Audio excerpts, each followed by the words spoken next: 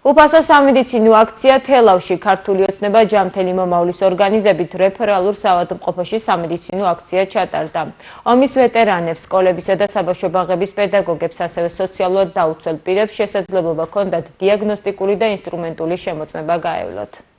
ეს აქცია პერმანენტულ ხასიათს ატარებს, არ არის დაკავშირებული რაიმე კონკრეტულ აქტივობასთან, მუდმივად ყოველთვის მთელი წლის განმავლობაში ეს უფასო სამედიცინო დახმარება ამ არასამთავრობო ორგანიზაციისაგან ხორციელდება და ყოველთვის ამას რეგიონებში დიდი გამოხმაურება აქვს. ორგანიზაციამ ქართული ოცნება ჯამთელი მომავლისთვის სისტემატურად მართავს მსგავს აქციებს.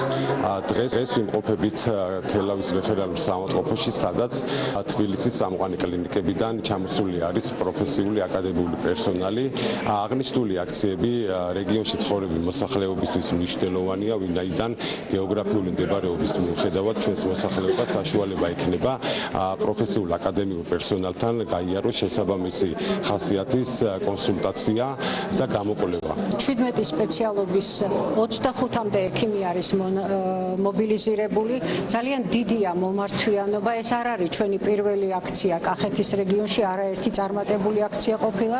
საქართველოს პარლამენტის მხარდაჭერით, მერების, გუბერნატორის ადმინისტრაციის მხარდაჭერით პერმანენტულად ვატარებთ ასეთ აქციებს.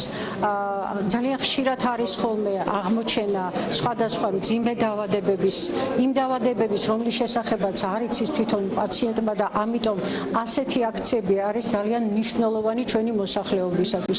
გავიარე კონსულტაცია, უღრმესი მადლობა, ძალიან დიდი კმაყოფილი ვარ. ძალიან კარგად მოგვემსახურა.